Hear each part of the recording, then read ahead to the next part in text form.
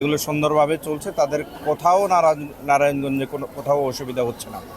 আমরা বাংলাদেশ জামাত ইসলামের পক্ষ থেকে প্রত্যেকটি পূজা মণ্ডপে যাতে তাদের কোনো অসুবিধা না হয়, তাদের কমিটির সাথে যে যোগাযোগ রক্ষা করা আমাদের যে দায়িত্ব, সেই দায়িত্বটা আমরা পালন করার জন্য চেষ্টা করেছি। আমাদের আমিরে জামাত ডাক্তার শফিকুর রহমান বলেছেন যে বাংলাদেশে আসলে সংখ্যালঘু বলতে কোনো সংখ্যা নেই।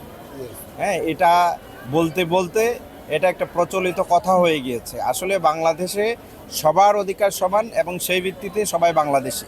সে বাংলাদেশি হিসাবে এখানে সংখ্যালঘু বা সংখ্যাগুরু করে যে 5 আগস্টের পর যেই বৈষম্যের বিরুদ্ধে লড়াই হয়েছিল, আবারও যদি সেই সংখ্যালঘু বলা হয় তাহলে এটা আবার বৈষম্য থেকেই যায়। এই জন্য আমরা বলছি যে এখানে সংখ্যালঘু বলতে কোনো কিছু নেই। বাংলাদেশি মানুষ হিসেবে একজন মুসলমানের যে অধিকার আছে, একজন সনাতন ধর্মী সহ অন্যান্য ধর্মের লোকদেরই একই অধিকার।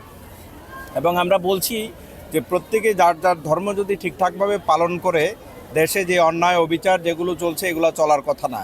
কিন্তু আপনি সনাতন ধর্মের লোক বা আরেকজন মুসলমানদের ধর্মের লোক, সে তার ধর্ম ঠিকঠাকভাবে পালন করতে না পারার কারণে এই সমাজে নানা ধরনের অসঙ্গতি, সমস্যা, নানা ধরনের মানে জুলুম, নির্যাতন, অবক্ষয় চলছে।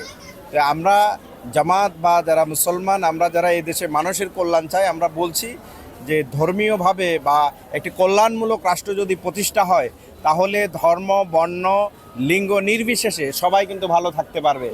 কিন্তু আমরা বিগত সময়ে দেখেছি যে জোর যার মুল্লুক তার, যে যার শক্তি আছে সে দুর্বলের উপর অত্যাচার চালাচ্ছে।